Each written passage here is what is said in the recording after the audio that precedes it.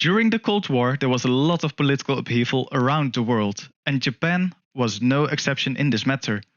The country was a strategic point for the United States, with many US military bases throughout the country to exert their influence in the region. Therefore, Japan was a vital ally to the US, which is why they needed Japan to be stable and pro-capitalist. So much so that the CIA even funded the Liberal Democratic Party, which ruled Japan for most of the time after the Second World War.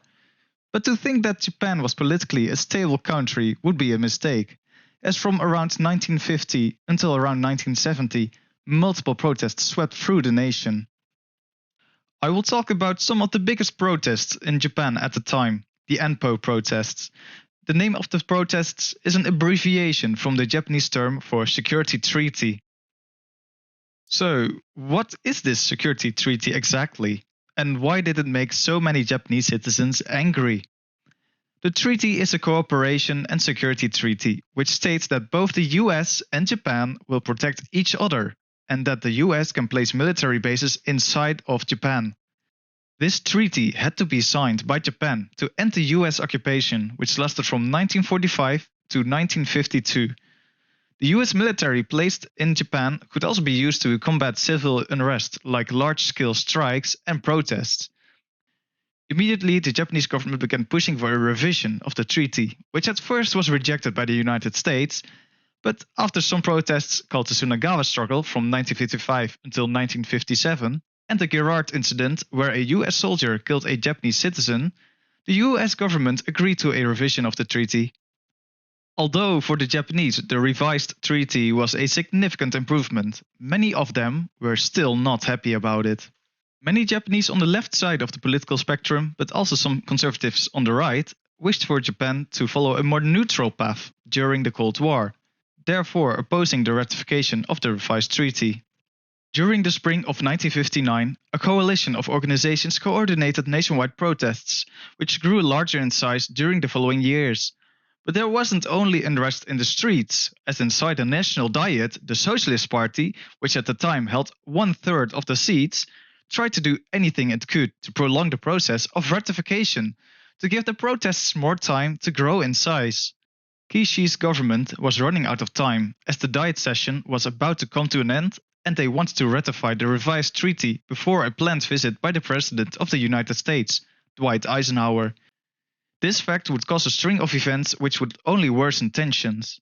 First, Kishi's government called for a 50-day extension of the Diet session, which was against long-standing norms within the Diet, angering even people within his own party. In a response to this, the Socialist Diet members organized a sit-in in the halls of the Diet.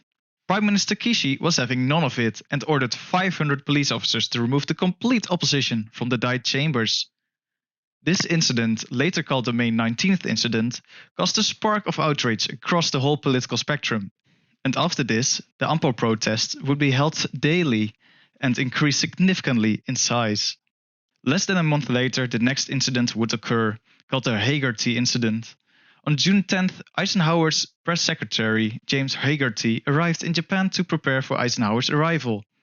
While being picked up by the US ambassador, they drove, on purpose, into the huge crowd of protesters. This resulted in the protesters surrounding the car for more than an hour while smashing the car and singing anti-American protest songs. To get Hagerty out of this difficult situation, the US used a military helicopter to pick him up, creating some iconic photos of the time. And if this incident wasn't enough, only days later the next incident would occur on June 15th. During this day, around the country, over 6.4 million workers went on the largest strike in Japanese history, and hundreds of thousands joined the protests around the National Diet building in Tokyo. At around 5 p.m, a group of 1,000 artists, actors, writers and critics marched from the main gate to another gate to present a petition to sympathetic Diet members. While marching, they were attacked by right-wing counter-protesters from the Imperial Restoration Action Corps. The protesters were rammed by 2 trucks and attacked by counter-protesters using sticks with spikes, leaving many wounded.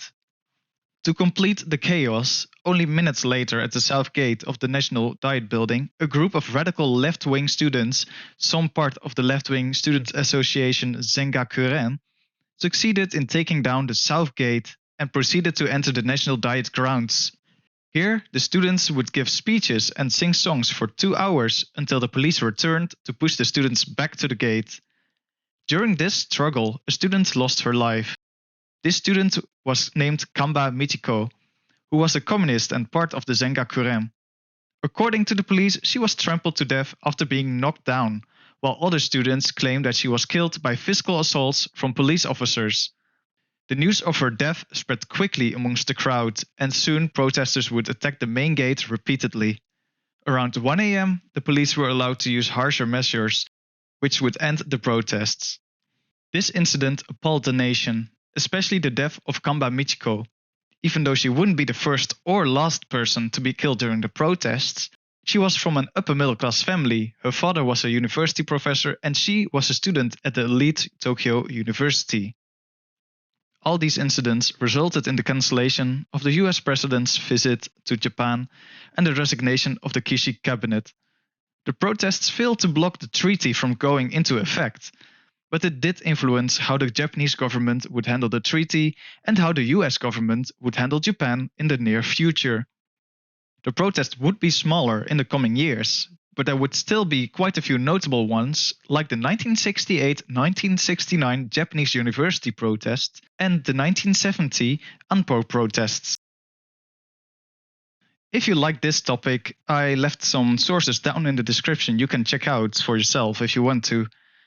Thank you so much for watching my video, and leave a comment if you have any questions or want to say something. So, yeah, thank you for watching and have a nice day.